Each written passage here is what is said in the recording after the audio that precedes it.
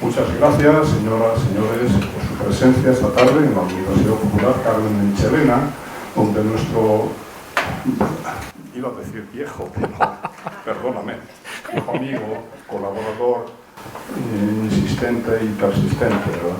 Durante todos estos últimos, pues, 6 o 7 años me parece ya. Sabéis que he dado un seminario que también lleva muchos años en desarrollo, pero después, una vez al año o dos, nos regala, porque esto va a ser un regalo, unas conferencias sobre temas que están en la base, en los conocimientos esenciales de las ciencias de la naturaleza. Y la conferencia de hoy va a referirse, digamos, a qué ocurre con los sistemas caóticos. Va a explicar después qué es un sistema que es caótico, etc. Cómo de un sistema caótico nace de forma espontánea el orden. El orden tan complejo como puede ser el de un cerebro, de una persona, tan complejo como puede ser una organización social, tan variada, ¿verdad? Una planta, un animal, etc. Bueno, pues como yo no doy la conferencia, aquí me callo. Muchísimas gracias, Paco. Es que, muy bien, has ido a escoger además un tema estupendo, ¿verdad? Genial. Y muchísimas gracias a ustedes de nuevo por acompañarnos. Gracias. Gracias, Gabriel. Pues empezamos. Bueno, me presento, mi nombre es Paco Vinagre y como dice Gabriel, ya llevo unos años aquí dando charlas o conferencias y mi misión principal, o la que me doy yo, es meterme en jardines y entonces normalmente las conferencias siempre las llevo un poco hacia el límite, ¿bien? Hacia el límite de lo que está establecido y lo que puede ser posible, ¿bien? Y también me voy por ese camino en esta conferencia, porque lo que quiero mostrar es un poco el enlace entre la sabiduría ancestral o lo que los cerebros humanos han sido capaces de percibir del universo, de la realidad o de la naturaleza, y lo expresaron de una manera un poco mística o esotérica, ¿bien? Y resulta que algo de ese mensaje puede ser explicado perfectamente ahora en el lenguaje matemático o científico, ¿bien? Y el caos es uno de esos términos, ¿bien? De hecho, es un término que se ha empleado desde muy antiguo. En la Teogonía de Hesiodo tenemos esta como primera frase. Antes que nada existió el caos.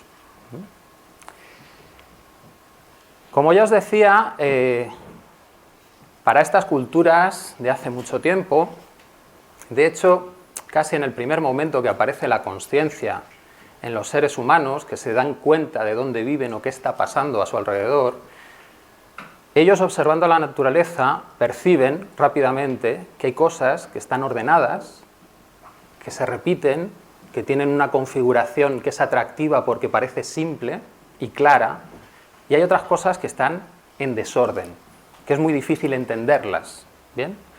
Y de ahí empieza a surgir ese concepto o esos dos conceptos, el concepto de caos por un lado y de cosmos, orden, por otro. Bien, aunque esos son dos términos griegos y no surgieron en la misma época. El asunto es que cuando te enfrentas a la naturaleza tienes esa experiencia. Por un lado está el orden, aquello que está en equilibrio, y el orden además nos da poder de predecir. Yo soy capaz de saber qué va a ocurrir dentro de un tiempo con sistemas que tienen un funcionamiento muy claro. ¿Bien? Pero también me encuentro con otros sistemas que están en desorden o incluso que destruyen ese orden. ¿Bien? Y esos sistemas me llevan un poco a la resignación. No sé qué va a pasar, no sé cuándo ocurre esto. Sé qué pasa, pero yo no lo controlo. ¿Bien? Entonces, en un primer momento, como explicación, esos primeros seres humanos podrían haber llegado a la conclusión de que la organización compleja del mundo, incluso la del orden, porque hay un orden que puede ser realmente complicado, y ese caos que percibimos se debe a algo más allá de la mera naturaleza o de los humanos, se debe a entidades divinas. Y de hecho, esas entidades están tan alejados de lo que es el hombre que nuestra mente no es capaz de comprender qué organizan, qué crean, cómo logran que funcione este mundo. Pero aún así el hombre es persistente, no se resigna del todo e intenta entender cómo puedo llegar a leer esa mente divina, cómo puedo llegar a extraer algo de esa información que manejan los dioses. Y busca sus herramientas. El hombre encontró, por un lado, la revelación, ¿no? Esos estados místicos en los que aparecen ideas muy separadas de lo común, ideas del estilo todo es uno, como es arriba es abajo, todo se mueve con un péndulo, pasas del orden al desorden. Y también desarrollaron una serie de artes que llamaban mancias, es decir, adivinaciones. Observando la naturaleza, intentaban percibir cuál podría ser la voluntad divina, es decir, el futuro. ¿Bien? Eso ocurría en unos primeros momentos, pero claro, ese tipo de análisis de la naturaleza, necesitando a los dioses, es muy subjetivo y es difícil de reproducir. Y con el tiempo los hombres empezaron a buscar una manera más lógica de hacer las cosas. Pero aún así, antes se dieron cuenta de que en los cambios se daba algo curioso. Parecía que había dos fuerzas que generaban los cambios, la evolución, que estaban colisionando entre sí. ¿Bien? Estaba la fuerza del orden, de la creación, que generaba un equilibrio, y también estaba la fuerza de la destrucción. Se daban como una cadena, como una rueda, una después de la otra. Y esas fuerzas, cuando interactuaban, generaban un punto muy específico, el punto de crisis, que es un punto en el que lo puedes perder todo o puedes ganar un futuro maravilloso. Y esto lo resumen los chinos en su ideograma de crisis, que se compone de peligro y oportunidad. ¿Bien? Vale, todas estas intuiciones están muy bien porque se recogen o surgen de la observación de la naturaleza. Luego, en el fondo, pueden tener algo de verdad en ellas. ¿Bien? Pero como ya os decía, son subjetivas. Si buscamos explicaciones que se puedan aplicar, que puedas explicárselas a otra persona, necesitas algo más lógico, algo más racional. Y de ahí surge, para explicar la physis, la naturaleza, la filosofía. Y la filosofía nos da dos reglas fundamentales. La primera es que toda causa tiene una consecuencia. Y entonces podemos predecir. Y la segunda es que el todo es más que la suma de las partes. Y esto es una observación muy fina, para llegar a esa conclusión. Bien, esa filosofía se desarrolla, pasan los siglos, se van produciendo avances, hasta que en el Renacimiento se llega a perfeccionar el análisis científico de los problemas. En la ciencia, sobre todo, lo que se añade a la filosofía es el experimento. Tengo que comprobar en la práctica que lo que yo digo funciona. ¿Bien? Pero en su base tenemos el análisis del problema. Y el análisis tiene tres pasos. El primero es desarmar el problema, reducirlo a piezas separadas, más sencillas. Después, intentamos entender cada una de esas piezas por separado. Y por último, volvemos a reconstruir el problema. Y aquí pasa desapercibida pues algo que puede complicarnos la vida. Cuando yo sumo esas partes, ¿realmente estoy reconstruyendo el problema? Porque ya los filósofos nos dijeron que la suma de las partes no es el todo. El todo puede ser mucho más. ¿Bien? Pero en un primer momento eso queda aparcado, porque se empieza a desarrollar una disciplina científica que es la física, aunque en tiempos de Newton no se llamaba así, en la que se empieza a aplicar la matemática. Puedes describir la naturaleza a través de ecuaciones matemáticas. Y las matemáticas, para estos filósofos iniciales, eran lo perfecto. Luego, significaba que si yo puedo describir la naturaleza con las matemáticas, en el fondo la naturaleza es perfecta, encaja con las matemáticas. ¿Bien? Y eran capaces de describir con estos sistemas, con estas expresiones matemáticas, sistemas continuos y sistemas discretos, es decir, todo lo que tenemos en la naturaleza. Y aplicando esa manera de modelar con matemáticas la naturaleza, pues empezaron a encontrar solución a diversos problemas. Por un lado tenemos la gravitación, que Newton da una expresión matemática de cómo funciona. Euler encuentra el movimiento de medios continuos sin viscosidad, es decir, elimina una parte del sistema que resulta complicada, que es la viscosidad, pero puedo modelar cómo se mueve el agua, por ejemplo. Lagrange modela cómo se transmiten las ondas de sonido. Fourier, el flujo de calor. Navier y Stokes, aunque fueron en diferentes siglos, añaden la viscosidad a los fluidos de Euler. E incluso a final del siglo XIX aparece Maxwell y nos muestra las matemáticas del electromagnetismo, de cómo funciona la electricidad y los imanes. Esto iba muy bien. Parece que todas esas matemáticas estaban describiendo completamente la realidad.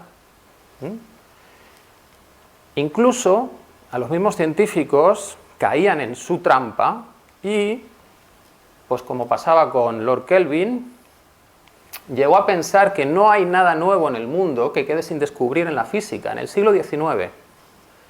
Todo lo que resta son medidas más y más precisas. ¿Bien? Si queréis saber algo más de ese problema que se encontró a los pocos años de que Kelvin dijese esto, tenéis la charla de las revoluciones de la visión del mundo físico, la cuántica, que di hace unos años, y la podéis consultar en el canal de YouTube de la Universidad Popular. Bien, pues resulta que Kelvin no fue muy cuidadoso con sus palabras porque a principios del siglo XX aparecieron dos revoluciones en el paradigma de la física que hacían que cambiase la visión de la física. La primera es la cuántica, que aparece su origen en 1900 con Planck y luego se desarrollará en todo el siglo XX. Y lo que nos dice la cuántica es que lo pequeño no se comporta exactamente igual que lo que tú ves todos los días, lo muy pequeño. Es diferente. Y antes no lo tenías en cuenta. Tú pensabas que todo tenía las mismas leyes y podías aplicarlo tanto a átomos como a galaxias. En 1900 falla lo de aplicarlo a los átomos. Y en 1905 empieza a fallar lo de aplicarlo a las galaxias. Luego la física se fractura. Tendríamos tres físicas. Una para las cosas muy pequeñas, otra para lo que vivimos en el día a día, que es lo que se había desarrollado desde el siglo XVII al XIX y que funcionaba muy bien, y otra física para el universo, para las cosas muy grandes o velocidades muy grandes. Bueno, hasta aquí todo conocido. Pero normalmente cuando se explica la ciencia o la historia de la ciencia se olvida algo, y es que a finales del siglo XIX hubo un estudio científico que tocaba el paradigma fundamental de la ciencia, no de la física, de la ciencia al completo. Porque lo que nos estaba diciendo es que si nosotros creíamos que teníamos la capacidad de predecirlo todo, nos engañamos. ¿Bien? Poincaré en 1890 plantea lo que es la base matemática de los sistemas complejos. Y los sistemas complejos son aquellos que cuando se suman muestran cosas nuevas. Son sistemas que aparentemente pueden ser desordenados, caóticos, pero que llevan un orden interno. Son sistemas que a cada escala pueden tener funcionamientos diferentes. Luego, esto que propone Poincaré podría unificar todo lo que se vio en el siglo XX, que a diferentes escalas el mismo sistema puede mostrar comportamientos diferentes.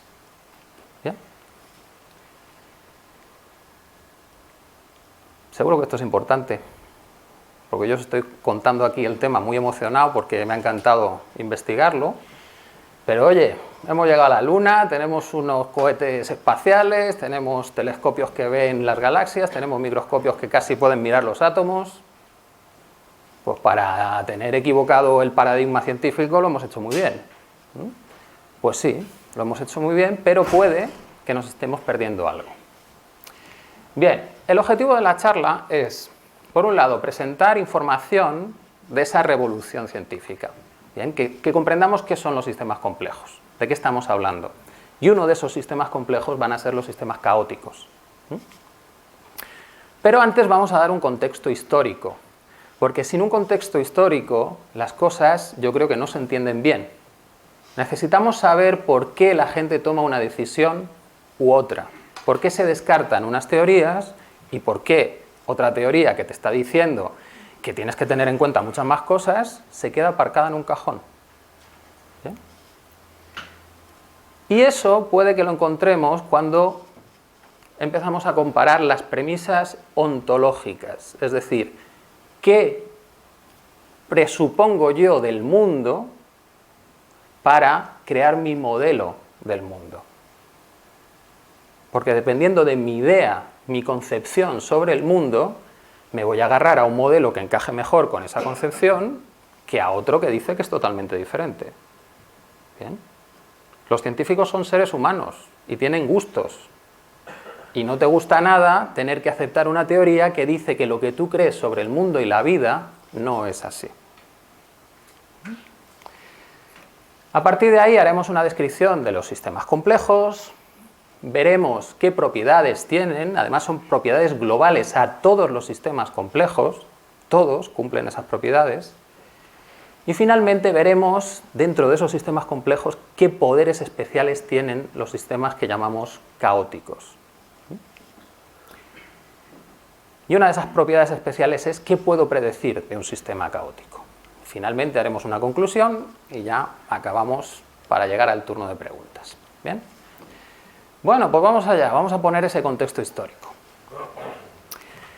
Bueno, este problema de los sistemas complejos en realidad se conocía desde el mismo inicio del uso de las matemáticas por parte de Newton y toda la gente de la época. Es decir, Newton utilizó ecuaciones diferenciales para describir los fenómenos físicos, pero él sabía que la resolución de esas ecuaciones no siempre es fácil. Y hay ecuaciones que tela para resolverlas. ¿Bien?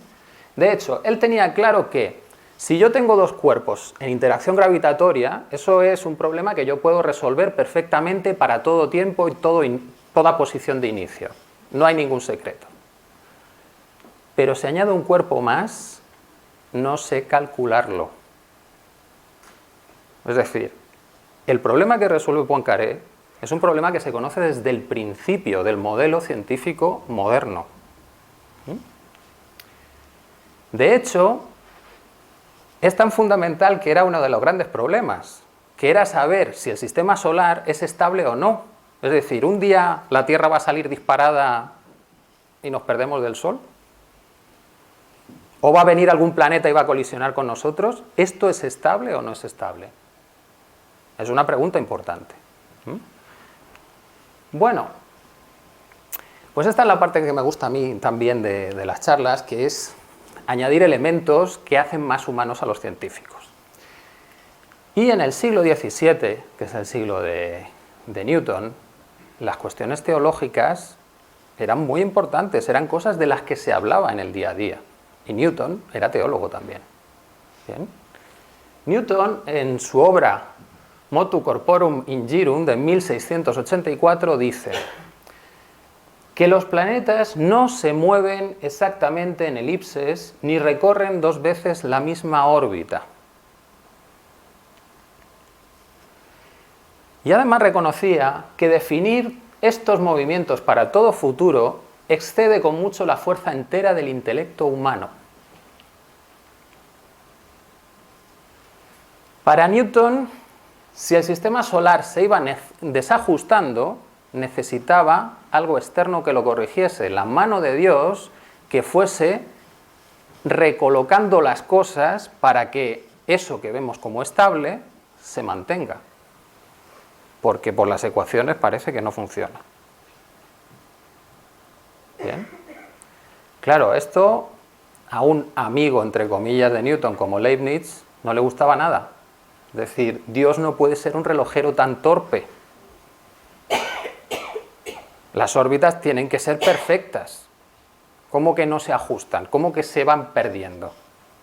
Eso no puede ser. Fijaros que estos dos son grandes pensadores, pero tu concepción de cómo debe ser el mundo muchas veces está por encima de tu racionalidad. Y aunque en las matemáticas salga que no, tú te niegas a creerlo. Y dedicarás toda tu vida a demostrar que no. Que mi visión del mundo es la correcta. ¿Bien? Bueno, vamos a ver una parte del problema de fondo. Es decir, las matemáticas son una herramienta maravillosa, pero solo sabemos resolver lo que se llaman sistemas de ecuaciones lineales, que en el fondo, para tener una idea, significa que si yo puedo hacer un gráfico de cómo es mi sistema, de cómo se mueve, y lo amplío mucho, al final me queda una línea. ¿Bien? Eso significa lineal. Pero es que no todos los sistemas son así. ¿Qué supusieron los primeros científicos? Pues dijeron, mira, lo que sabemos resolver son las ecuaciones lineales, ¿vale? Pues vamos a ver si esos problemas que son más complicados los podemos linealizar, podemos hacerlos similares a los que sabemos resolver. Y si los hacemos similares y obtenemos soluciones buenas, pues ya está, hemos arreglado el problema. Bien. Y se elaboraron sistemas matemáticos para lograr hacer eso, ¿bien? Que son los sistemas de perturbaciones. Funcionan para algunos sistemas, pero para otros fallan. Y uno de los sistemas en los que fallaba era el de los n-cuerpos, es decir, si el sistema solar es estable o no. Ese no lo podías resolver por el método normal.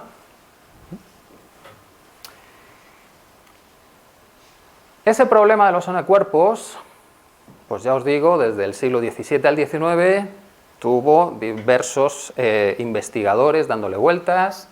Lagrange lo resolvió, pero para un subconjunto, es decir, para el Sol, para Júpiter y un asteroide, es decir, dos cuerpos muy grandes y uno que puede ser despreciable. Luego, claro, ahí puedes aplicar los temas estos de perturbaciones y te salen resultados. Pero claro, ¿y cuando añades a Saturno en vez del asteroide? Pues entonces ya no te cuadran las cosas. Pero Laplace elaboró otro sistema y fue capaz como de explicar por qué ocurrían efectos raros que observamos en las órbitas de Júpiter y Saturno. Laplace, un grande, pero vamos a hacer un apunte teológico también sobre Laplace. Laplace presenta su mecánica celeste a Napoleón y le comenta que Dios no era una hipótesis necesaria en su sistema del mundo. Es decir, él no necesitaba, como a Newton, a Dios corrigiéndole las órbitas. Según lo había desarrollado él, era perfecto. ¿Bien? Pero curiosamente, también Laplace desarrolla lo que conocemos como el demonio de Laplace.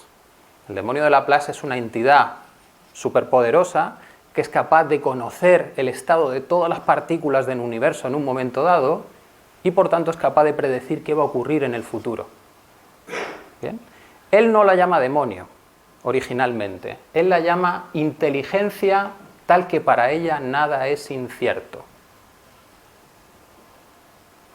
A mí eso me suena a Dios. Bien. Esto pasa muchas veces. Cuando eres educado en una cultura, la llevas dentro y tus ideas se tamizan a través de esa cultura. Y aunque intentes enfrentarte a ciertas ideas y negar ciertas cosas, interiormente todavía siguen funcionando restos. ¿Bien? Y aunque no necesito a Dios para mis ecuaciones, si hubiese un Dios, sería capaz de predecirlo todo. Bueno, pues resulta que el señor Laplace se equivocó, que eso que estaba despreciando en el fondo tenía un efecto muy grande y crecía exponencialmente, con lo que al final podría acabar con el sistema solar. Bueno, pues llegamos a 1885 y bajo el auspicio del rey Óscar II de Suecia se convoca un concurso internacional de matemáticas para ver si alguien da la solución al problema de los n cuerpos. Bien, vamos a pagarles a los matemáticos a ver si le ponen un poco de ganas y nos dicen si la Tierra va a estar aquí eternamente o tenemos que buscarnos algo. Bien, pues Henri Poincaré gana el concurso y publica una memoria en 1889. Bien, en esa memoria nos dice que en el problema general de los tres cuerpos, no todas las integrales de movimiento pueden ser resueltas por las leyes de conservación. Bien, esto que suena muy raro, en el fondo es lo que hacen los físicos normalmente. Yo tengo unas leyes de conservación, la conservación de la energía, la conservación del movimiento, y eso lo puedo aplicar para resolver problemas, que es lo que se suele hacer, casi en el 90%, 100% de los casos. Bien, pues Poincaré les estaba diciendo que había ecuaciones que no puedes aplicar eso.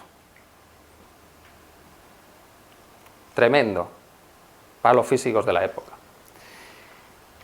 Y por tanto no hay soluciones generales explícitas. No puedes tener ahí tu ecuación en la que pones t igual a 100, t igual a 500.000 años más, t igual a 14.500 millones de años y sé cómo funciona el sistema. No puedes. No hay solución de ese estilo. Pero lo que sí te puede decir es que hay infinitas soluciones estables.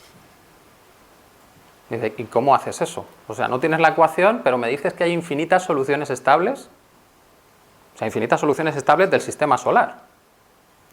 Bueno, pues eso es capaz de decírnoslo porque Poincaré también fue el que desarrolló una nueva rama de la matemática que se llamaba topología, que estudia cómo funcionan las órbitas de los sistemas, más o menos cómo se mueven los cuerpos sin ser totalmente exactos.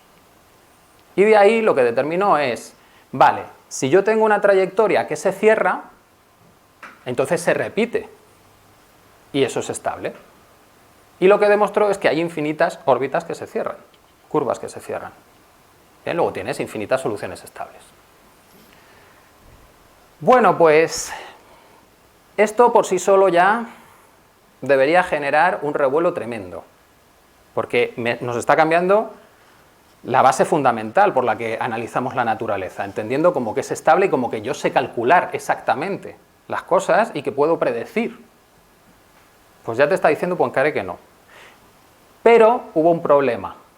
Cuando se analizó la memoria que le entregó, se vio que había un error. Y entonces Poincaré se puso a resolver ese error. Ese error tenía que ver con el comportamiento del sistema cuando se aproximaba a esas soluciones periódicas, esas infinitas soluciones periódicas. Y lo que descubrió es que cuando te arrimas a esas soluciones periódicas hay puntos que son caóticos, que en cuanto te mueves un poquito hacia un lado o hacia otro infinitesimalmente, la trayectoria que describes es totalmente diferente. ¿Cuál es la conclusión que sacó?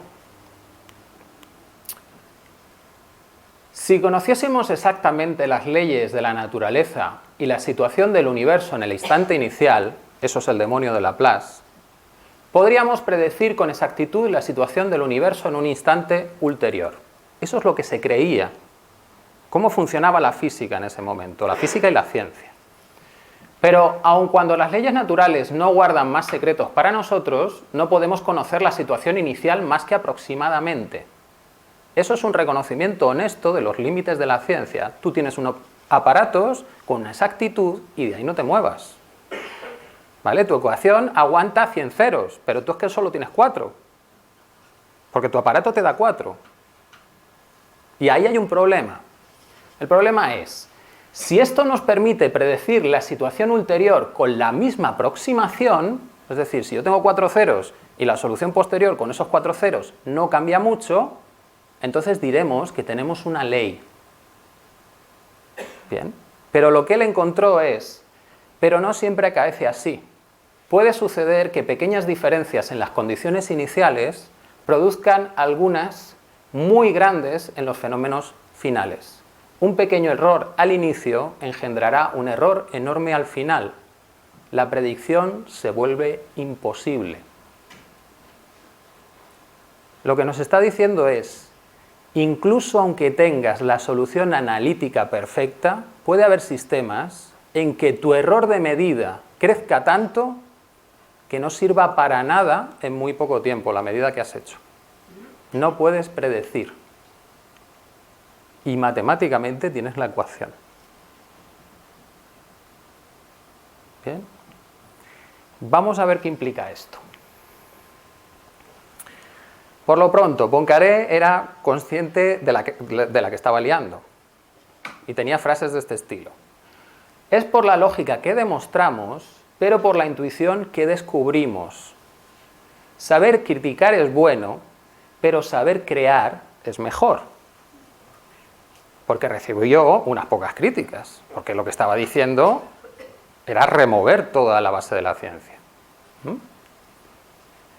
También sabemos que cruel es a menudo la verdad. Y nos preguntamos si el engaño no es más consolador. Por lo menos él era consciente de lo que estaba pasando. Y sabía en qué trampas se podía caer. ¿Bien? Bueno, pero podemos hacernos de nuevo la misma pregunta. ¿Pero de verdad, habiendo llegado a la Luna, todo este rollo que estoy soltando es importante? Bueno, vamos a ver qué suponía lo que propone o lo que más bien demuestra matemáticamente Poincaré y las ideas científicas de la época, las premisas científicas. Bueno, en la época el pensamiento científico era casi lo que había definido Laplace. Si yo tengo un sistema determinista, tengo un sistema con una ecuación, eso significa que puedo predecir el futuro. ¿Bien? Eso es como se entendía la ciencia. Y este es un problema que tienen muchos científicos. Los científicos, la parte de la filosofía, como que la tienen un poco apartada. Y entonces no se dan cuenta de que determinismo es algo propio del sistema. Es decir, que tiene una causa y tiene un efecto, y tiene una causa y tiene un efecto, y una causa y un efecto. Pero que tú seas capaz de predecir no tiene que ver con que el sistema sea determinista. Tiene que ver con muchas otras cosas. Es importante tus aparatos de medida. ¿Bien? Si tú quieres medir distancias entre atómicas con 1 metro de sastre, pues vas mal. A ver cómo lo haces. ¿Bien? Porque las marquitas más pequeñas del metro de sastre que son milímetros. Y estamos hablando de cosas millones de veces más pequeñas. Pues va a ser que no sabemos distinguir. Bien. Y eso era un problema importante porque lo que se estaba suponiendo es que las teorías científicas, simplemente con que fuesen capaces de predecir cosas, ya eran científicas. Y Poincaré les estaba diciendo que pueden ser científicas porque modelan cosas, pero no tienen capacidad de predicción. O por lo menos no con esa exactitud que tú supones. En el siglo XIX los sistemas se clasificaban de dos maneras. Uno, los deterministas, tenemos la ecuación completa, ¿bien? Y por otro lado teníamos los sistemas probabilísticos, en que no teníamos la ecuación completa, pero podíamos hacer un truco. Podíamos medir muchas veces, sacar una estadística y a partir de ahí obteníamos otro tipo de ecuaciones. ¿Bien? Con eso podíamos modelarlo todo. Poincaré les obligaba a añadir un nuevo sistema, los sistemas complejos, en los que, aunque las reglas estén bien definidas, no puedes predecir. Yo os voy a poner ejemplos. Esto es un péndulo compuesto, la imagen que dejaría el movimiento de un péndulo compuesto. Un péndulo compuesto no es más que un péndulo y otro colgando debajo. ¿Bien? Si eso fuese un sistema lineal, pues yo tendría mi péndulo de arriba con un movimiento y el péndulo de abajo con otro. Y en el movimiento es independiente uno de otro y ya está. Tampoco es tanto problema. Modelas uno, modelas otro y lo sumas. ¿Bien? La cosa es que no. Ahí tenéis un modelo de ordenador de ese movimiento. Y resulta que no es muy periódico. Los péndulos sí, pero por sumar dos péndulos, la que liamos. Y estas son las ecuaciones de movimiento, que las sabemos, que no hay ningún problema. Pero es que eso casi parece aleatorio. ¿Qué movimiento es ese? Y por otro lado, tenemos esta figura que se llama el helecho de Barnsley, por su autor, que se crea tirando una moneda. Tú tiras una moneda, si sale cara, coges una regla y haces una marquita, si sale cruz, mueves un ángulo la regla y haces una marquita hacia atrás. Vas tirando la moneda y si ajustas bien los parámetros, que aquí tenemos las ecuaciones, pasan cosas muy curiosas.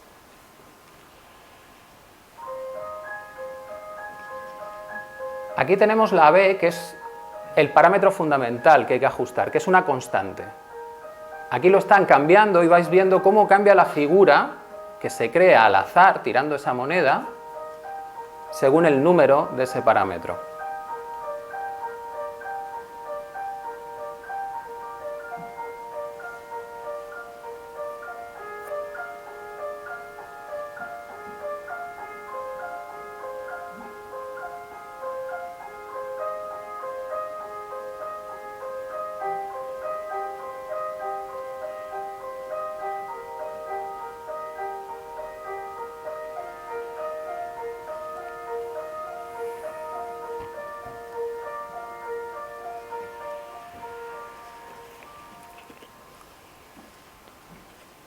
¿Cómo tirando una moneda con el azar saco esto? Que esto además tiene autosimilitud. Es decir, la hoja grande es igual que la hoja pequeña, que si cojo otra hoja pequeña igual que esa y sigo profundizando y siempre es igual. ¿Cómo tirando una moneda logro tal nivel de orden?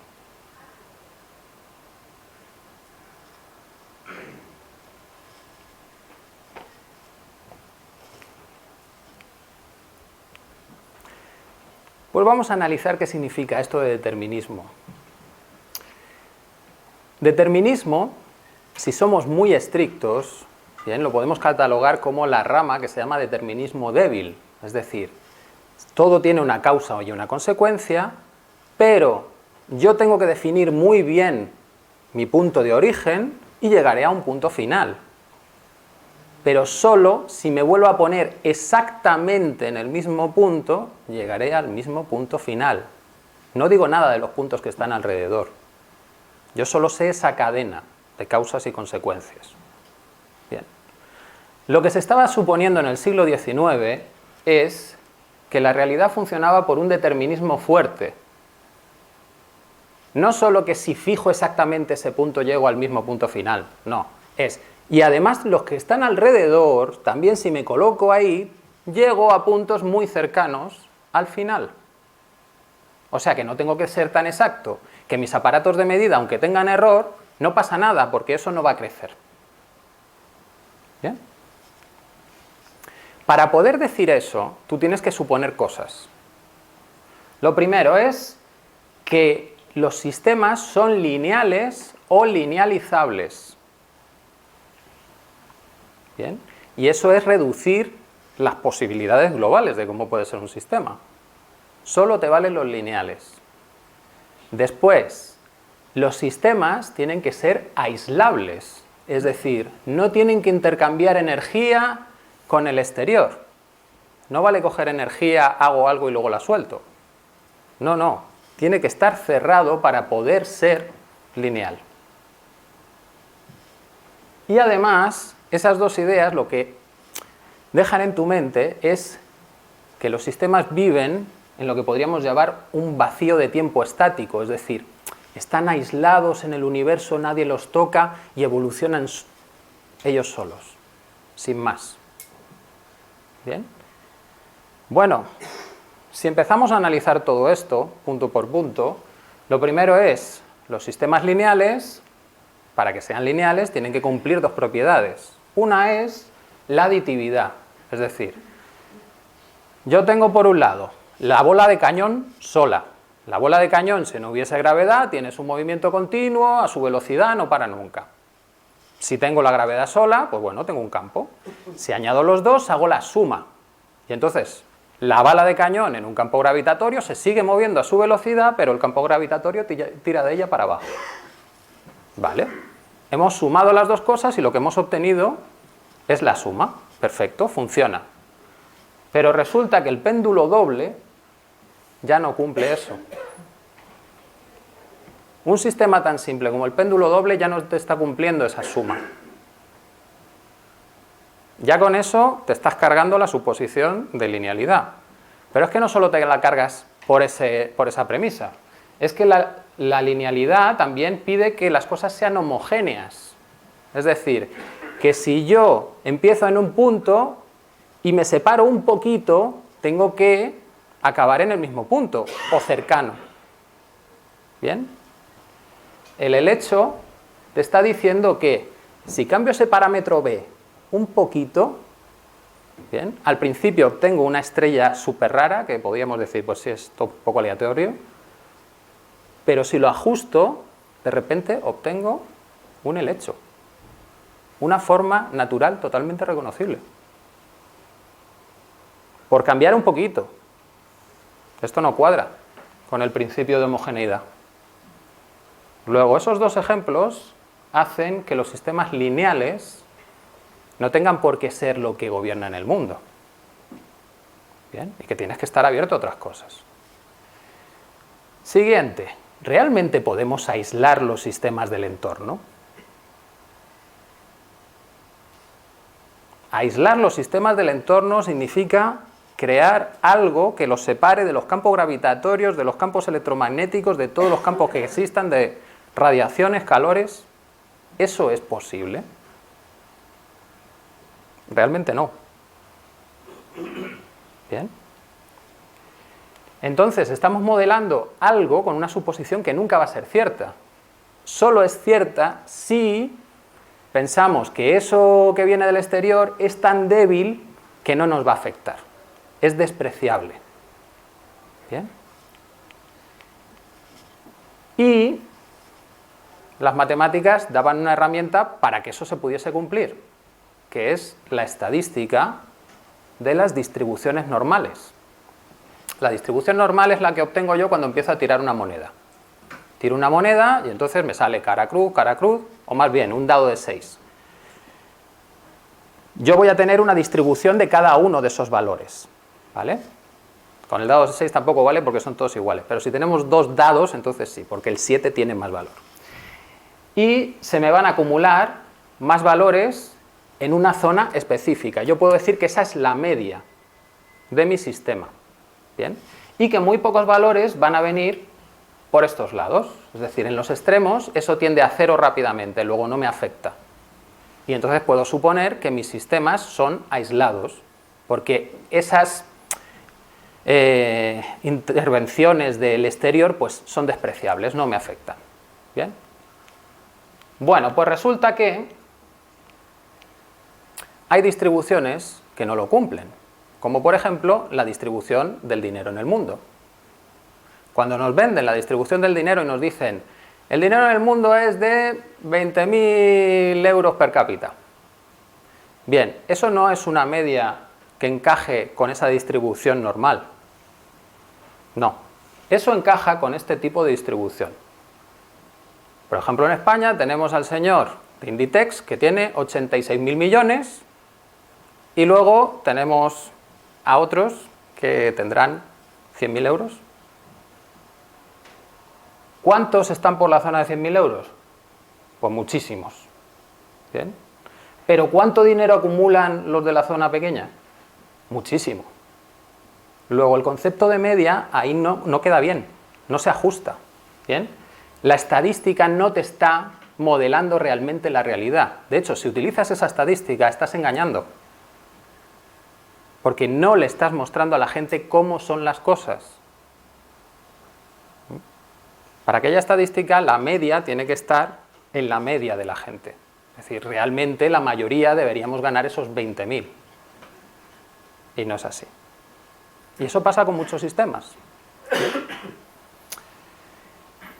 ¿Qué otras cualidades tienen las distribuciones de este estilo? Pues que estas sí que te pueden decir por qué la bolsa en un solo día puede perder un 20%. Porque en el sistema estadístico clásico, eso es un evento de 10 elevado a menos 50. Es decir, eso es imposible que ocurra. Y ocurrió. Luego, esa es otra muestra que nos dice que la bolsa no se puede modelar con la estadística clásica de la campana. No se mueve así. Se mueve por otro tipo de distribución. Y lo mismo es mucho menos predecible de lo que creemos. De hecho, la bolsa es un sistema caótico. Y por tanto, no es predecible a largo plazo, que es lo que nos suelen vender. Compra ahora que esto va para arriba. Bueno, en vista de esto, lo que estamos dándonos cuenta es que la realidad, si es no lineal, implica que cuando se suman elementos aparecen propiedades nuevas, interacciones nuevas, fuerzas nuevas. ¿Bien?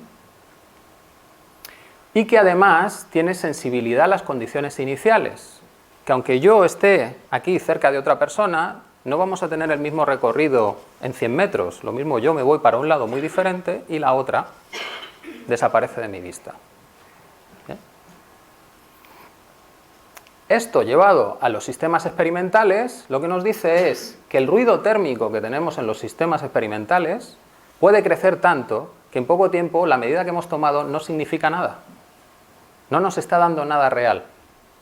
Y que incluso si lo hacemos en ordenadores, los ordenadores tienen una precisión de dato. Tienen unos ceros de decimales asignados. Y esa es mi precisión. Y por tanto, podré tener una capacidad de predicción limitada. Luego, en la práctica, lo que estábamos haciendo estaba funcionando, pero hay algo que no cuadra. ¿Bien? Y lo que no suele cuadrar es que el paso de la ciencia a la técnica, es decir, de la física a la ingeniería, se hace a base de ajustes, pero ajustes. Bien, que las ecuaciones las tienes que retorcer bien porque tu realidad no te está mostrando lo mismo que dice la ecuación. La ecuación te da una pista de por dónde tienes que mover las cosas, pero luego las tienes que ajustar para que tu cohete vaya donde tiene que ir. Bien. Si esto es tan evidente, ¿por qué se sigue manteniendo esa idea de determinismo fuerte? De yo puedo predecir en el futuro todo lo que quiera, o en el pasado e irme a 14.500 millones de años y decir lo que pasó entonces. ¿Por qué? Bueno, lo primero es que los sistemas lineales son intuitivos, porque son sistemas con los que más o menos estamos todos los días trabajando. Además son mucho más simples, ¿no? Los otros se llaman complejos por algo. También, hombre, pues sí, modelan cosas. Es decir, llegar a la Luna pues tiene que ver con esos modelados matemáticos que se han hecho. Luego, hay una parte que también está funcionando. ¿Vale? Y casi lo mejor para los científicos es que esos sistemas permiten ser modelizados matemáticamente de una manera muy sencilla y que además, como son separables, es muy fácil estudiar cada una de las partes. Luego no nos quedamos atascados, vamos avanzando siempre. El problema está en cuando sumamos todo eso, realmente estamos modelando la realidad. Y por último, los científicos son seres humanos y tienen también gustos. Ellos quieren que la realidad sea de una manera determinada. ¿Bien? El ateísmo es una religión, porque tú no puedes demostrar si existe o no existe Dios. Afirmar que no existe es una creencia, como el que dice que sí existe. Si no somos capaces de distinguir eso y pensamos que el ateísmo es racional, ahí nos estamos dejando llevar. Hay cosas de las que la ciencia no puede hablar. Dios es una de ellas. Bien, no lo necesitas en tu sistema, tú puedes modelar lo que tú quieras, pero pretender que con la ciencia puedo negar la existencia de algo que está por encima de la naturaleza, hombre, a ver, lógicamente es absurdo que digas que puedes negarlo. Bien, dirás, bueno, no está dentro de mi sistema, no hablo de eso. Vale, pues entonces te estás quedando dentro de la ciencia.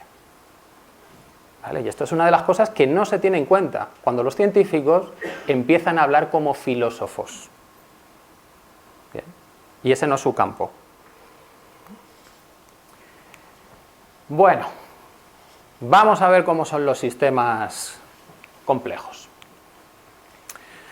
Bueno, todo esto que os voy a contar, en el fondo, todavía no está sentado, porque si no ha sido aceptado, no hay financiamiento. Y si no hay financiamiento, no hay gente que estudie. ¿Vale? Luego las cosas avanzan, pues dependiendo de qué consigue que le den una beca para poder estudiar estos temas. O que en lo que tú estés investigando aparezca de refilón algo de esto. ¿Bien? Entonces, pues hay muchos conceptos que ni siquiera están bien definidos y ya veréis que hay cosas como que cuesta separarlas, como decir, pero esto no me lo has contado antes, este concepto no es el mismo que este otro. ¿Vale? Eso ocurre cuando las cosas no están bien ubicadas. Y eso es porque todavía no se ha estudiado, no se ha puesto financiación. ¿Bien? Bueno, la teoría de la complejidad nos saca del paradigma de Newton, de ese de causa-consecuencia y predigo todo. Y trabaja con sistemas no lineales. Si no tengo capacidad de predicción, tengo que cambiar radicalmente mi sistema de análisis. No puedo hacer aquello de separar en piezas. Tengo que empezar a utilizar otras herramientas. Y esas otras herramientas no van a ser cualitativas, no van a ser tanto de mirar ecuaciones como de comprobar si yo puedo predecir más o menos cómo funciona el sistema, por dónde está. ¿Vale? Y entonces la teoría de la complejidad se tiene que apoyar en otras teorías, en la teoría de sistemas, teoría de sistemas no lineales, teoría de sistemas complejos, como veis, son teorías que van siendo como un grado de refinamiento más. Y la última es la teoría de redes, pero esa casi ni la vamos a tocar, porque ya llevamos suficiente con lo que llevamos. Todas estas investigaciones pues llevan gente detrás, como pueden ser Lyapunov, Smile, Lawrence, May, Prigogine y otro montonazo de gente, pero no voy a ir nombrando uno a uno porque si no, no me da tiempo. Y ya todavía nos queda un rato. Bueno, empezamos definiendo sistema y ya veréis qué curiosa la definición. Un sistema es un conjunto de elementos o partes que interaccionan entre sí a fin de alcanzar un objetivo conjunto. Yo me quedé alucinado cuando leí esto. Digo, ¿cómo que alcanzar? ¿Es que los sistemas, por ser sistemas, tienen voluntad? ¿Cómo que alcanzar? Sí, sí. Seguía el texto. Implicaciones. Existe una influencia mutua entre los elementos. Eso es fundamental y eso es lo que nos separa de los sistemas lineales. Los sistemas lineales interactúan uno con otro, pero ya está. Aquí son todos con todos. Fijaos, una serie de elementos reunidos que no persigue un propósito común, incluso subjetivo, no constituye un sistema.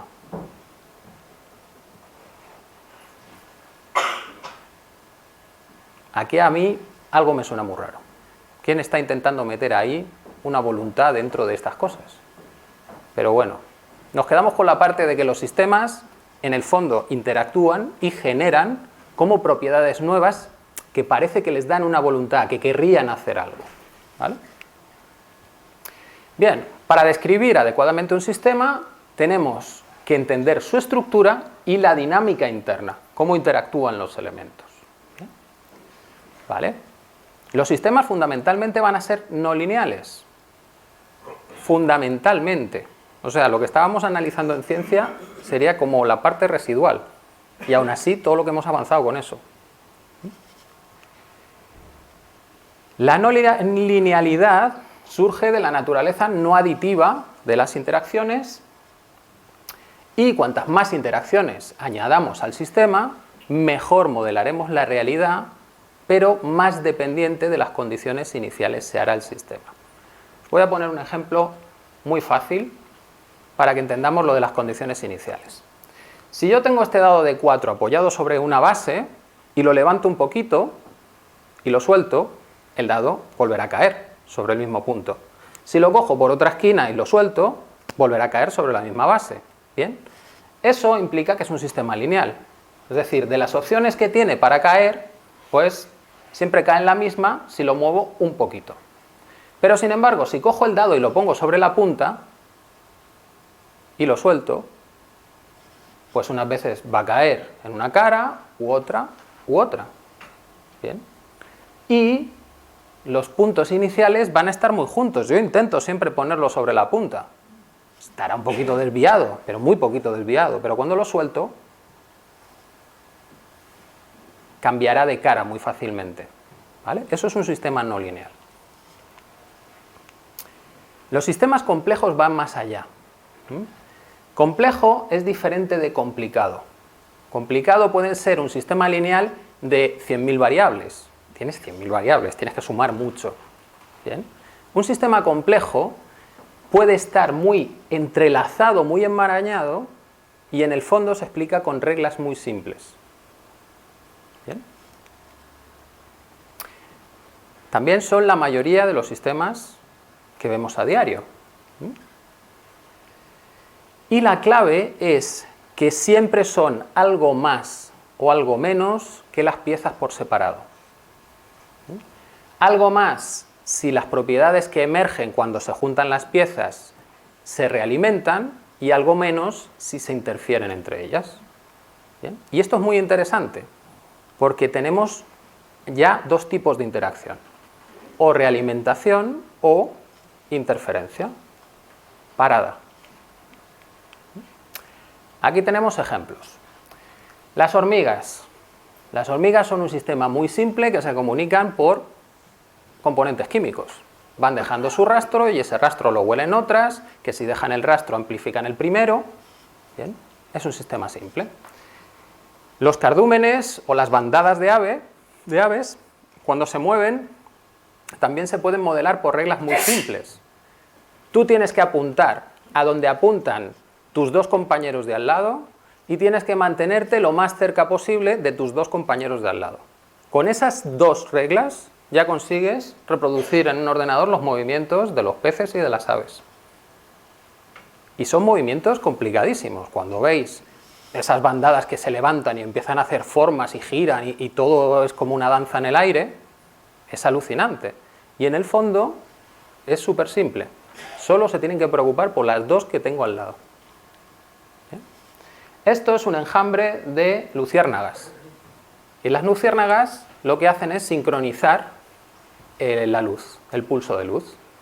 ¿Bien? Tienen un sistema de realimentación en que son capaces de detectar cuando otra lo está emitiendo y poco a poco van ajustando sus ritmos hasta llegar a crear una luz común, que es más intensa que la luz por separado de cada una. Bien, pues damos un saltito más y nos vamos a la teoría de sistemas complejos.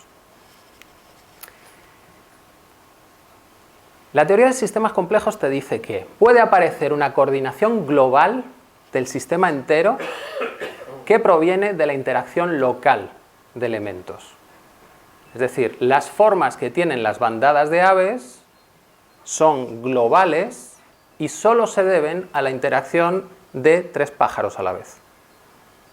Bien. Esto no lo contemplan los sistemas lineales. En los sistemas lineales eso no puede pasar. Algo pequeño genera siempre un efecto pequeño. Y algo grande, algo grande. Lo que no puede ser es algo muy pequeño estar reorganizando todo un sistema. ¿Bien? Y encima sin coordinación, es decir, no hay nadie desde arriba que les diga todas para acá, todas para acá. ¿Bien?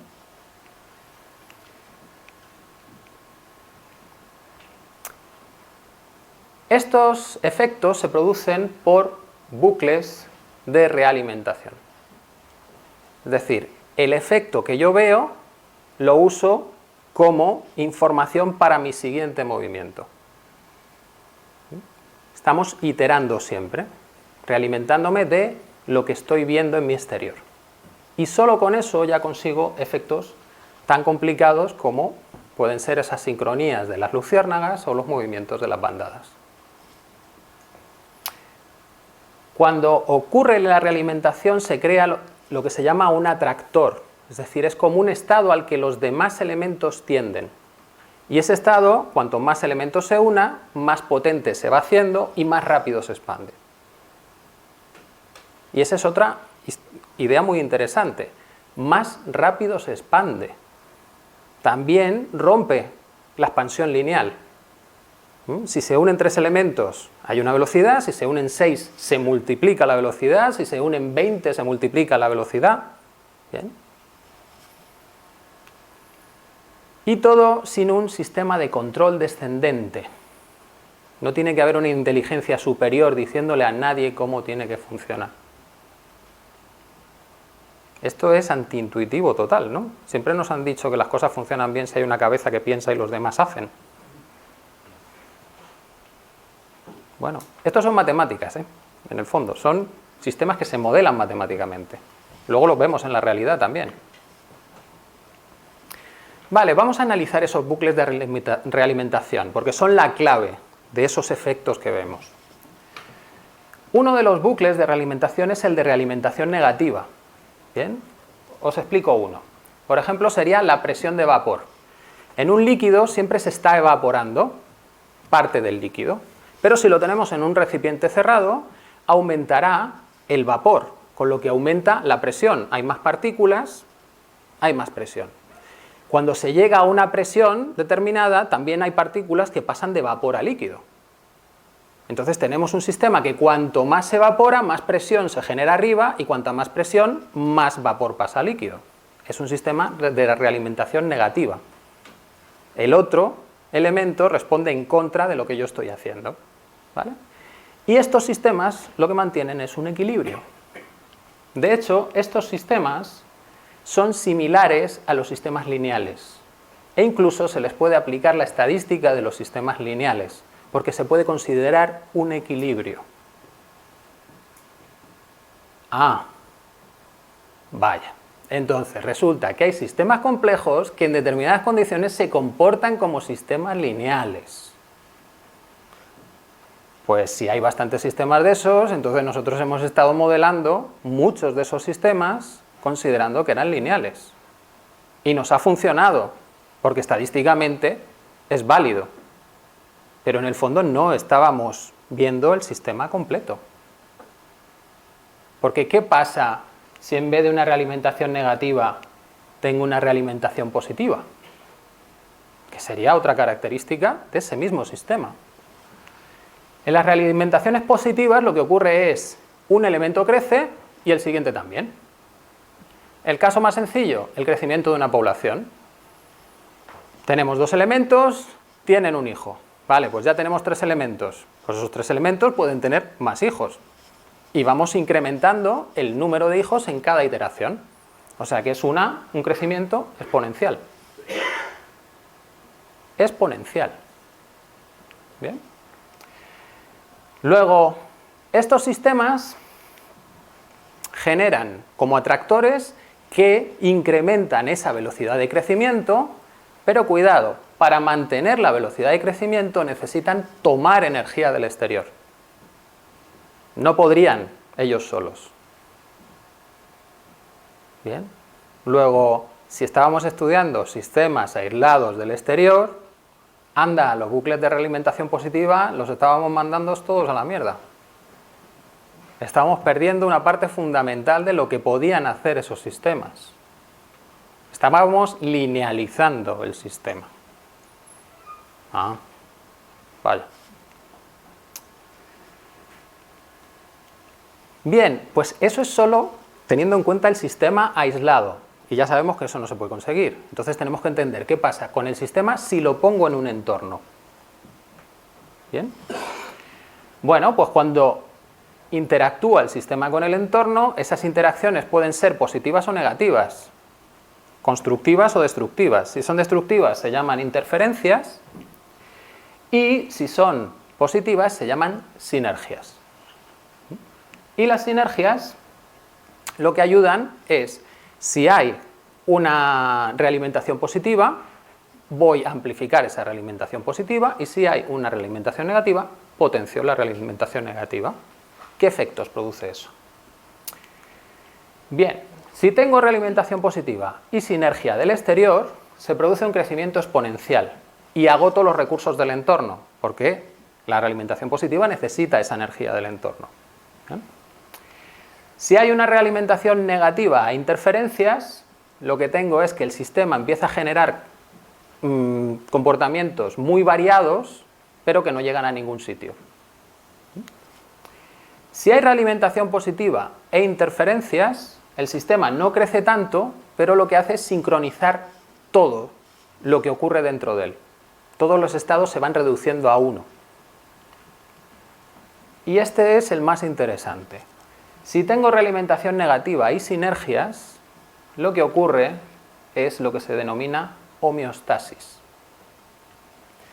Las sinergias amplifican lo que está pasando con la realimentación negativa y empieza a salir de ese estado aparentemente lineal. Se produce mucha diversidad y el sistema es capaz de reaccionar de maneras muy diferentes a los estímulos del exterior. Se adapta a esos estímulos y se vuelve un sistema muy estable. ¿Bien? O sea, que un sistema con reglas muy simples, colocado en un medio ambiente adecuado, es capaz de adaptarse a él y además ser muy estable a los cambios de ese medio ambiente. ¿Os suena algo? ¿La vida? ¿Es algo así? Bien, estamos hablando de modelos matemáticos. Y un modelo matemático nos empieza a dar características de la vida. Anda, a ver si va a ser que la vida no es tan rara, que es algo que tiene que pasar. Bien, otro gran elefante que puede caer es la termodinámica. La termodinámica está en la base de las ciencias puras porque la termodinámica tiene dos leyes fundamentales. Una es ley de la conservación de la energía, eso no se lo salta nadie, salvo los físicos teóricos cuando crean universos a infinitum de la nada, ¿vale? Pero eso no cuenta, son superpoderes que tienen ellos. Y la segunda ley es la ley de la entropía, que dice que la entropía total o desorden de un sistema siempre crece con el tiempo, ¿vale? Lo fundamental de todo esto es que estas leyes solo son válidas para sistemas aislados. Aislados. Es decir, es como una linealización de las posibilidades. ¿Qué ocurre cuando aplicamos esto en sistemas complejos? Pues ocurre lo que investigó Ilya Prigogine en los 70, que recibió un Nobel por ello. Él descubrió una clase de sistemas que se llaman estructuras disipativas. ¿Qué nos dice? Pues que la segunda ley de la termodinámica, esa que dice que la entropía siempre crece, en este tipo de sistemas no se aplica. Porque este tipo de sistemas es capaz de absorber energía del exterior y disipar su entropía en el exterior, manteniendo su orden. ¿Bien? Luego, en el 77 se descubre algo que viola la visión de los científicos del siglo XIX. La entropía siempre crece. Bueno, tiene que ser del sistema completísimo, universo. Si vas por partes, hay sistemas que logran mantener orden disipando su entropía. ¿Bien? Y por tanto, esos sistemas tienen un equilibrio diferente a los termodinámicos clásicos. Ese punto de equilibrio se denomina homeostasis, porque no es un punto, es una región en la que pueden oscilar, pero que tienden siempre a estar rodeando esa zona. Bien. Esa homeostasis tiene unas características muy, muy interesantes que vamos a ver. Esto que veis aquí, bien, se obtiene de esta ecuación. Esta es la ecuación logística o aplicación logística, que es muy simple, que era para modelar un sistema de poblaciones. Bien, pues cuando este parámetro R se va aproximando a 4, bien, ocurren cosas muy raras. Si el parámetro R está por 1, está por ahí perdido, pues entonces nuestro sistema es muy simple, solo tiene como un estado, se mantiene ahí. Pero según nos vamos acercando a 4, de repente hay lo que se denomina un cambio de fase. El sistema empieza a tener dinámicas internas raras y tiende hacia otros dos puntos diferentes. ¿A cuál vas a ir tú? Pues ahí depende mucho de exactamente dónde estás. Una centésima para un lado te lleva a esta solución y otra centésima para el otro te lleva a esta solución. Pero eso además, si te sigues aproximando al 4, cada vez es más continuo, más rápido. Se producen bifurcaciones más rápidas. ¿Bien? Luego, este es un sistema increíble que te ofrece miles de soluciones con variaciones muy pequeñas de un único parámetro.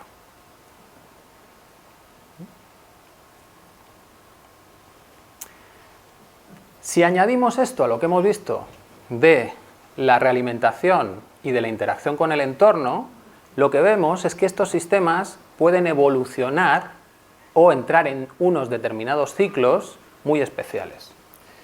Primero, si en el sistema domina la realimentación interna y la sinergia, o sea, la realimentación negativa y la sinergia, ese sistema está en homeostasis.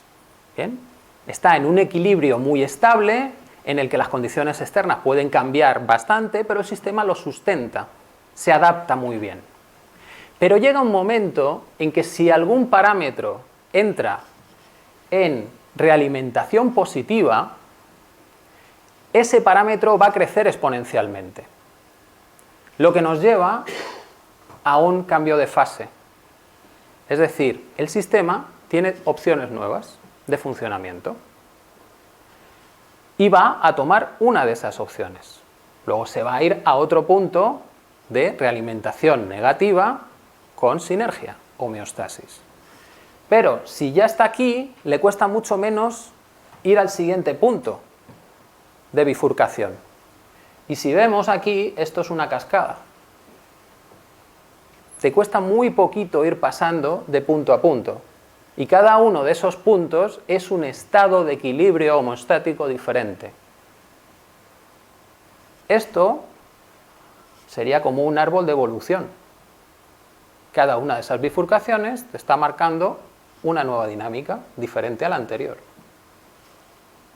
Y todo esto está codificado dentro de esta ecuación tan simple.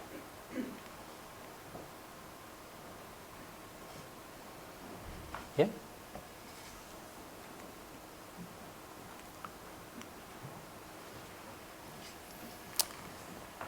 Vale, ya habéis visto que yo os estoy hablando muy conceptualmente. No ha salido ecuación ninguna, tampoco ha salido demasiados ejemplos. ¿Vosotros creéis que esto tiene algo productivo en el mundo real? Por lo que os he ido contando.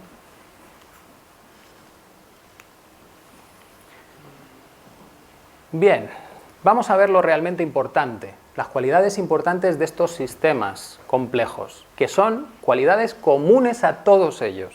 ¿Bien? Lo primero es que siempre están fluctuando entre esos estados más ordenados y más desordenados. Continuamente hay esa fluctuación. Y además esa fluctuación se expresa en diferentes escalas. Recordad que tenemos un sistema, entonces en la escala local habrá un tipo de fluctuación, en la siguiente escala habrá otro tipo, en la siguiente otro tipo, Bien. Y cada una va mostrando cualidades diferentes. Luego, esto es un sistema que permite una evolución a base de saltos y reorganizaciones, que solo se puede mantener importando energía y recursos del entorno y exportando entropía al entorno.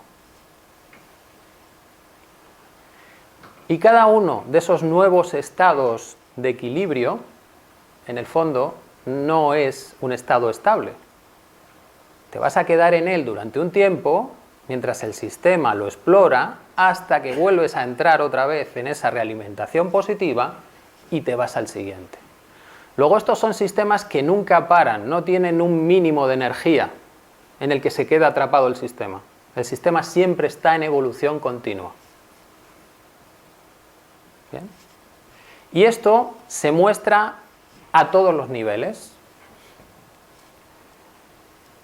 Surgen inesperadamente dinámicas del conjunto global debido a la interacción local de los elementos. Cada vez que el sistema avanza a un nuevo estado de equilibrio, las interacciones son diferentes. Luego se muestran propiedades diferentes a nivel global. Esas propiedades a nivel global producen autoorganizaciones, es decir, formas globales diferentes. Y esas formas globales diferentes al final generan evoluciones de los sistemas. ¿Hemos entendido cómo funciona esto? ¿Os suena ya a algún sistema muy conocido? Esta es la explicación matemática de la evolución biológica. Tal cual. Explicación matemática de la evolución biológica. Y es determinista, no hay azar por ningún lado. Eso sí, intenta predecir dónde vas a acabar. Y ahí hemos confundido las cosas. Es decir, mi capacidad de predicción o que no tenga capacidad de predicción no significa que las cosas sean al azar. Aquí la evolución en ningún caso es al azar. Siempre hay una ruta que va siguiendo el sistema. Eso sí, 5 milésimas para un lado o para el otro no es lo mismo. No vas al mismo estado. ¿Bien? Pero también eso es maravilloso. ¿Por qué? Porque te da opciones de adaptación bestialmente variadas. Y muchas veces necesitas probar muchas opciones para ver cuál es la válida. ¿Bien? ¿Esto que os he contado se da siempre? Bueno, son características propias de los sistemas complejos. Pero hay un grupo muy especial de sistemas complejos que son los sistemas caóticos. ¿Bien?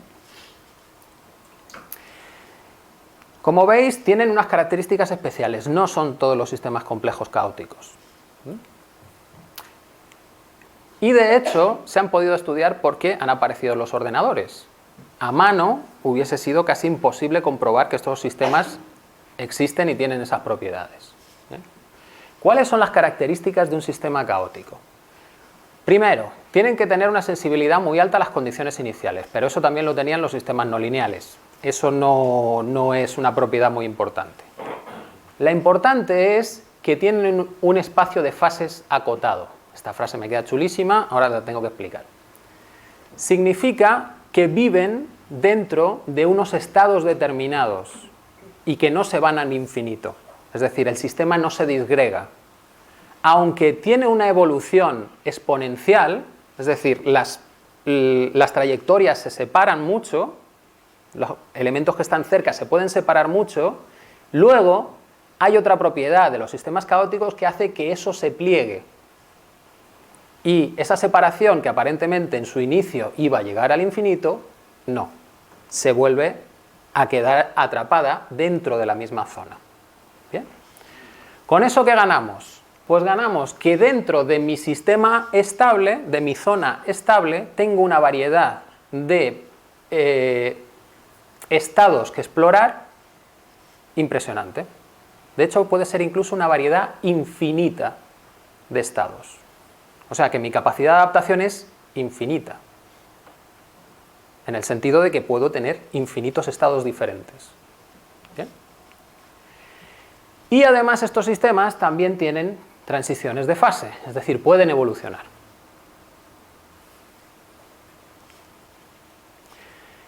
¿Qué poderes les confiere tener esas características? Pues la primera, estarían formados por estructuras complejas de muchos estados ordenados que cooperan entre ellos.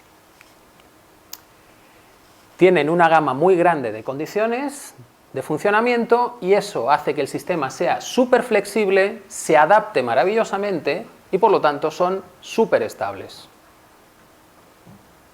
Lo que son los sistemas vivos. Bien. El entorno en el que vivimos está cambiando continuamente.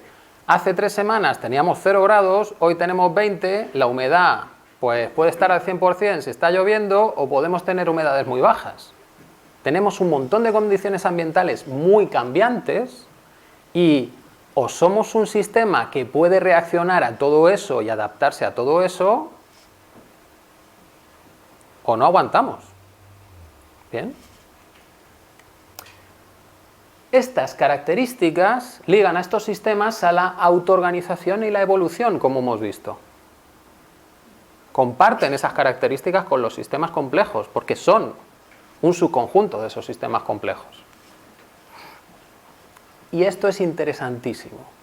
Se puede controlar la evolución con ínfimas correcciones en los parámetros. Y esto lo explico muy claro. El metabolismo del cuerpo, el funcionamiento del cuerpo, se regula con microgramos, nanogramos en algún caso, de sustancias químicas. Es decir, algo ínfimo está logrando que tu corazón pase de 70 pulsaciones a 180. Que empieces a segregar ácido clorhídrico en el estómago. ¿Bien? Que tu cuerpo sea capaz de ponerse a correr a 30 km por hora. Todo eso son ínfimos cambios en el sistema complejo, caótico. ¿Bien? Vale, pues aquí surge una pregunta. Bien, pues si se controla todo el metabolismo con ínfimos cambios, si las farmacéuticas siguen el modelo lineal, ¿cuál es la consecuencia que podemos obtener en el cuerpo cuando probemos un medicamento? Que la liamos bien liada. Bien, porque además cada sistema de estos caóticos tiene su funcionamiento propio. Recordad que no podemos sacar medias. Las medias no funcionan dentro de los sistemas complejos, porque hay muchos casos que se escapan de la media. Luego, si estamos aplicando estadística lineal y concepciones lineales para resolver problemas de un sistema complejo caótico, madre mía.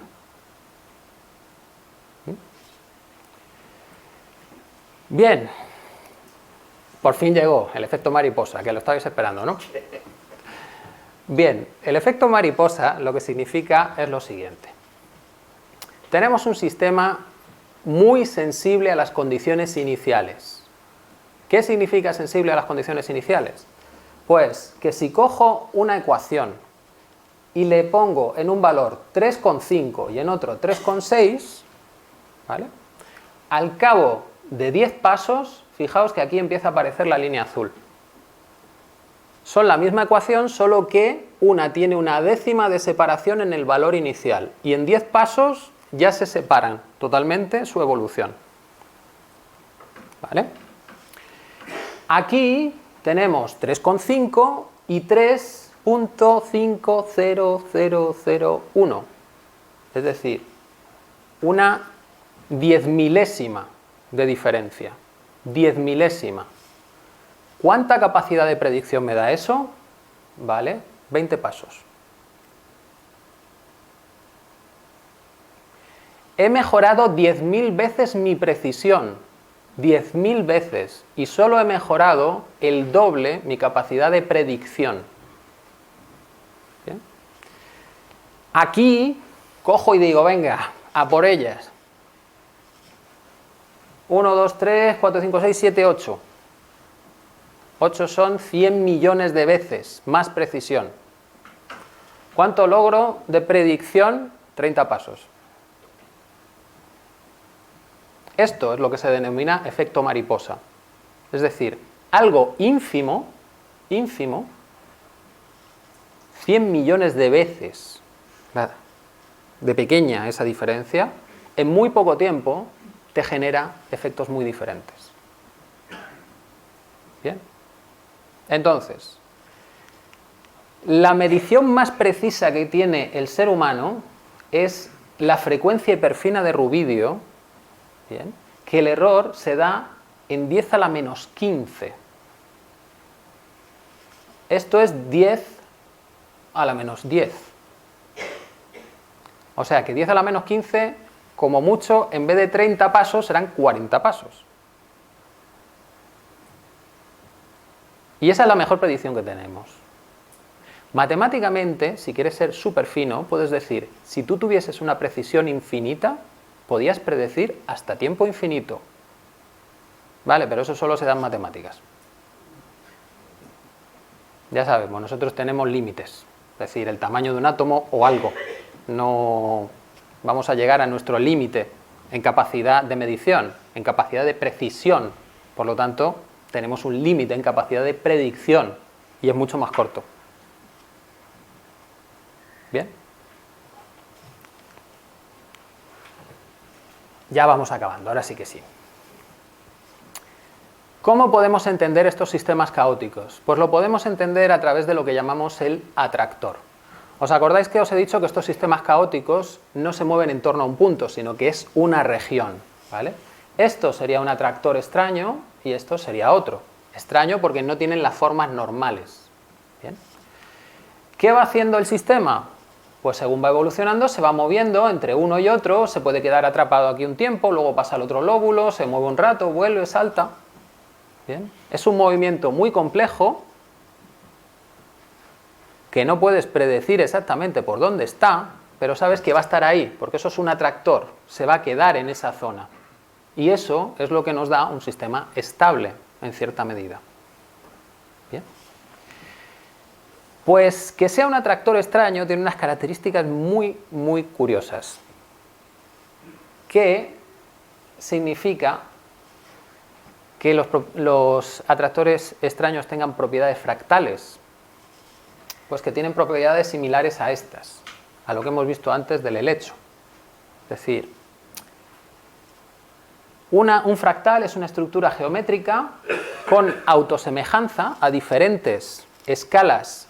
Se presentan las mismas formas, se crea por iteración, es decir, el sistema realimentándose consigo mismo entraría dentro de estas estructuras y tiene una dimensión fraccionaria. Esto es súper raro. Lo único que significa es que tiene un grado de complejidad muy alto internamente. Y lo vamos a ver ahora.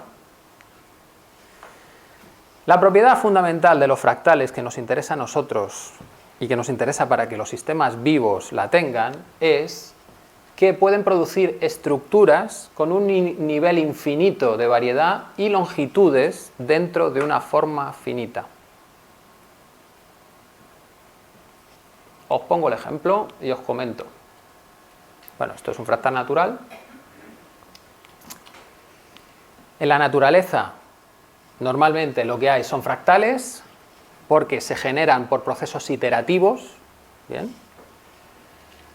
La fractalidad les da capacidad de adaptación y de tener formas infinitamente diversas y eso es lo que nos puede explicar por qué una célula con la información que tiene, por ejemplo, nuestro ADN humano, sea capaz de desarrollar un cuerpo completo.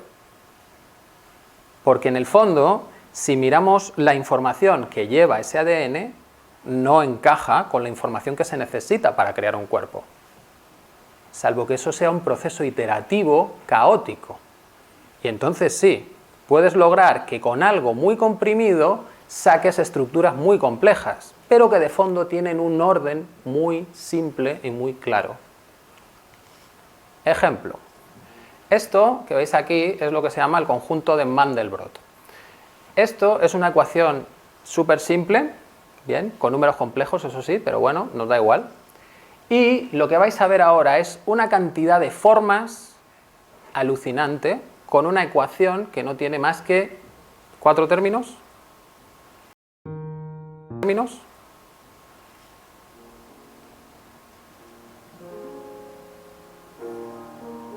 Lo que están haciendo es hacer zoom, ampliar. Es como que toda la información está autocontenida. Y da igual lo que amplíe, siempre hay algo complejo dentro. No lo simplifico nunca, no lo puedo linealizar. Y si me muevo un poquito, hay formas diferentes. Y más formas diferentes. Y todas muy complejas, pero todas entrelazadas.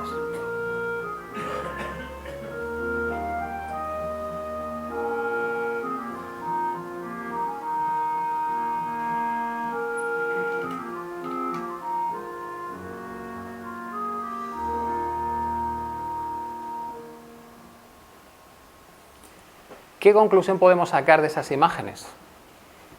Eso sería una simbología de la posible evolución de la vida. Es decir, empiezas en un punto, pero empiezas a iterar, es decir, vas profundizando y vas sacando información de esas reglas muy simples y llegas a la primera complejidad. Y de ahí sigues iterando, interaccionando con el entorno y te mueves un poquito de ese estado de equilibrio y te vas a otro diferente, con otra estructura diferente. Y así sigues eternamente. Porque hay más información y más información que se genera en cada iteración, y más complejidad, y nuevas estructuras, y nunca se acaba. Es la propiedad del fractal, y es la propiedad de los sistemas caóticos. Bien, la evolución nunca acaba. Bueno, tenemos ejemplos de sistemas caóticos en el mundo, todos los que queramos, en la meteorología, en la aerodinámica, ingeniería, en las reacciones químicas, la bolsa es un sistema caótico, en biología también se estudian las poblaciones, en medicina se está incorporando también el caos en el estudio del ritmo cardíaco. Si tienes un ritmo regular es patológico, tienes que tener un ritmo caótico, ese es el ritmo estable y bueno para vivir. Las epidemias también tienen formas caóticas en su propagación y en sociología, en las organizaciones, también se ven esas estructuras caóticas. Esto lo que nos está diciendo es que hay una estructura fractal, es decir, son diferentes niveles y en cada nivel se están dando situaciones similares. Es decir, yo estoy compuesto de átomos que se unen a moléculas, que forman macromoléculas, que forman células, que forman tejidos, que forman órganos, que forman seres humanos, que se unen en sociedades, que viven en ecosistemas, que están en la Tierra, que están en el sistema solar. Bien. Todo eso puede ser un único sistema caótico. Y entonces sería espectacular.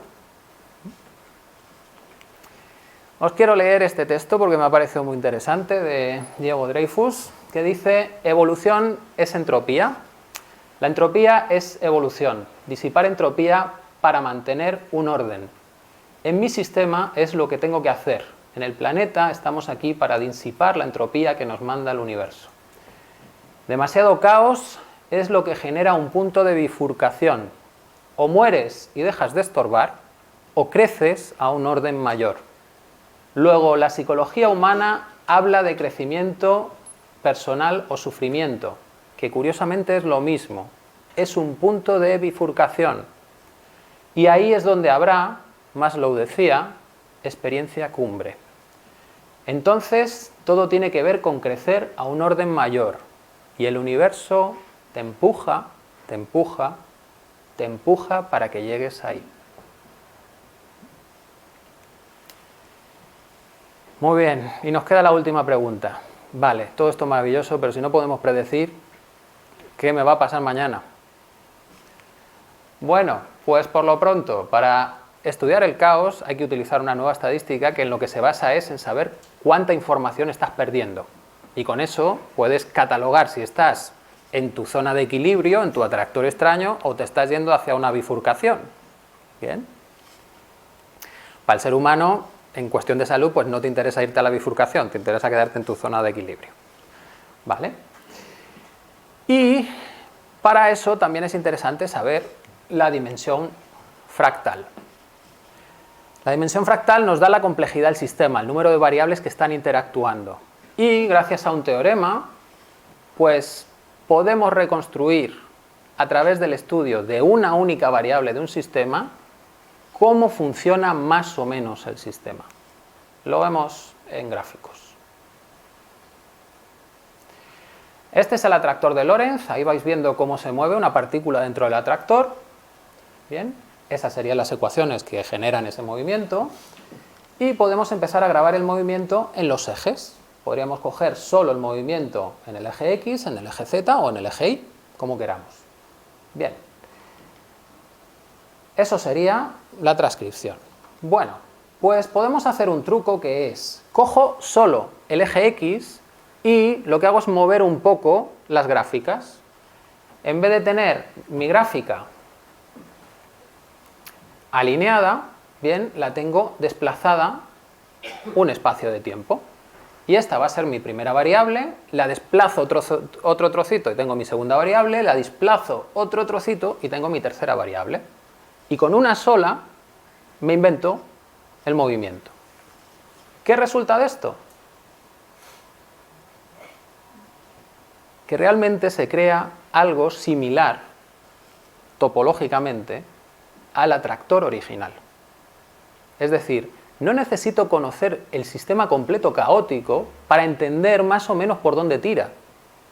Que es lo que me interesa, porque no puedo predecir exactamente. Entonces, me interesa saber más o menos por dónde está. Y eso lo puedo hacer midiendo una única variable. O sea que me quito complejidad tremendamente. ¿Bien? Bueno, pues esto actualmente se está intentando con redes neuronales y se están consiguiendo resultados muy buenos. Resulta que las redes neuronales han sido creadas para simular el funcionamiento de nuestro propio cerebro. Y se ha demostrado matemáticamente que las redes neuronales pueden aproximar cualquier función a través de sus datos. Simplemente coger los datos y al final te modelan cómo funciona. ¿Bien?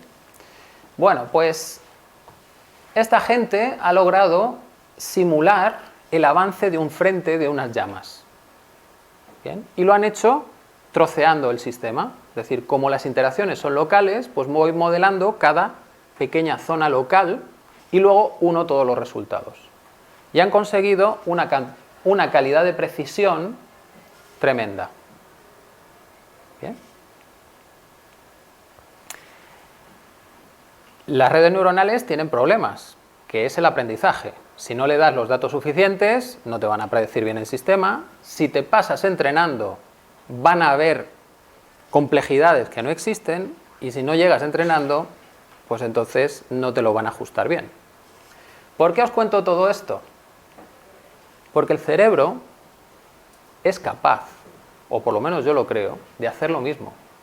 Es decir, el cerebro es capaz de mirar su entorno e ir captando la naturaleza caótica del sistema en el que vivimos, midiendo cada una de las variables que se encuentra de una manera inconsciente. Nosotros no sabemos cómo lo hace, pero él lo está haciendo continuamente. Y luego, midiendo una variable para ponerla como datos de partida, el cerebro tiene una intuición de qué puede pasar. Bien. Eso lo interpretamos como una inspiración, como diciendo, uy, pues yo creo que me suena.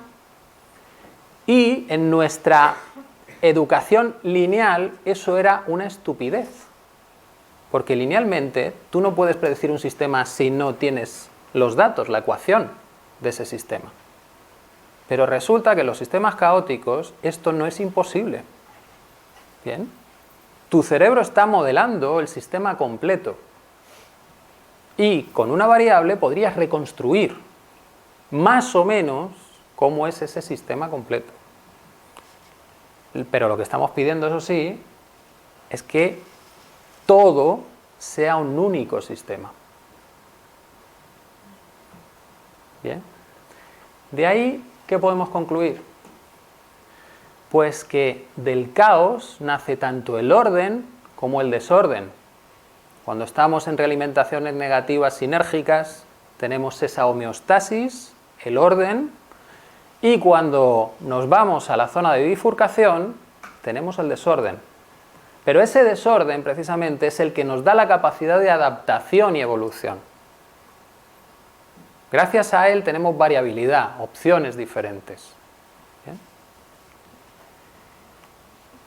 Y también podemos empezar a vislumbrar eso que veíamos al principio como intuiciones de los antiguos. Esa crisis, que es un punto entre la muerte y el éxito. Claro, si te vas a una bifurcación, pues una de las soluciones puede ser buena y la otra puede ser un desastre.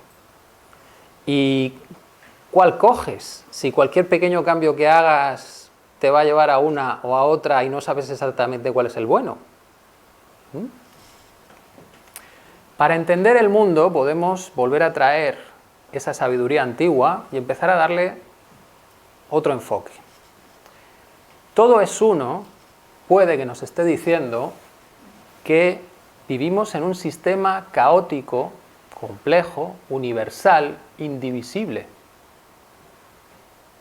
en el que todo al final está interactuando con todo lo demás, o por lo menos influyéndose. Como es arriba, es abajo.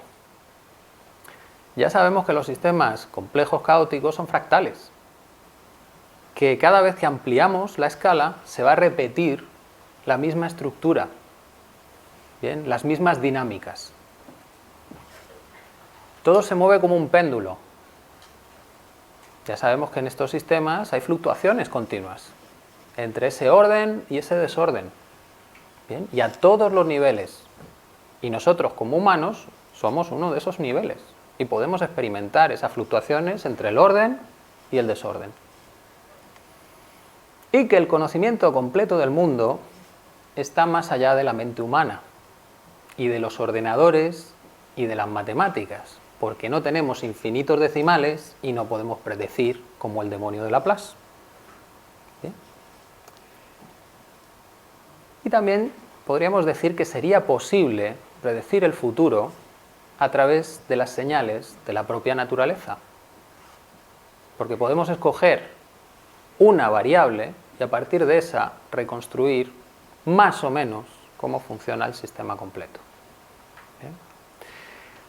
Por tanto, ¿qué concluyo yo? Pues que ya es hora de que integremos todo esto dentro del cuerpo real de la ciencia, que empecemos a ver sobre todo la vida de otra manera, ¿bien? Y que lo mismo le debemos un reconocimiento a esos saberes ancestrales que en el fondo tenían intuiciones que percibían de la naturaleza caótica en la que vivían. Muchas gracias.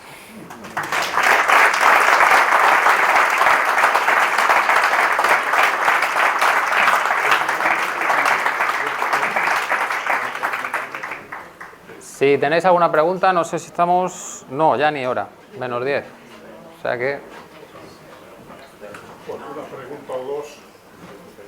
Por allí... Se me ocurre decir que entonces elegir es una tontería. Porque si todo es caótico o fluctuante, ¿para qué sirve? Hombre, siempre tienes un margen de predicción, aunque sean 15 minutos. Bien, entonces, bueno, vete eligiendo, que lo mismo por ahí, si luego haces esa realimentación, vas llegando al sitio donde quieres ir. Perdón, yo tengo otra pregunta y primero quiero que me corrijas Sí. la base de la que parto. A mí me ha parecido entender que los sistemas caóticos siempre tienen alguna variable que con minúsculas variaciones pueden lograr estabilizar o desestabilizar Sí. el sistema. Sí, Y entonces al oírte esto, no he podido por menos leerme algo que hemos hablado esta mañana sí, sobre las enfermedades mentales y la farmacología. Y he llegado a la conclusión, probablemente errónea, y me corriges, que podría ser un ejemplo donde la mente es un sistema caótico que muchas de esas variables las va variando el propio organismo y cuando el organismo no las regula bien.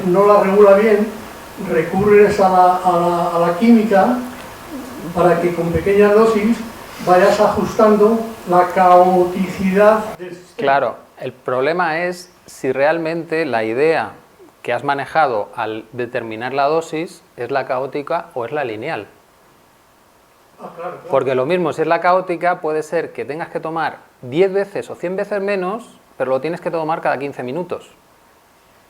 De ahí la complejidad a la hora de determinar que la dosificación de una determinada medicación a un determinado sistema caótico mental. Claro, es que si sales del sistema lineal, para determinar esas cosas es experimentación pura y dura. Vale. Bueno, chicos, muchísimas gracias por venir y nada, nos veremos.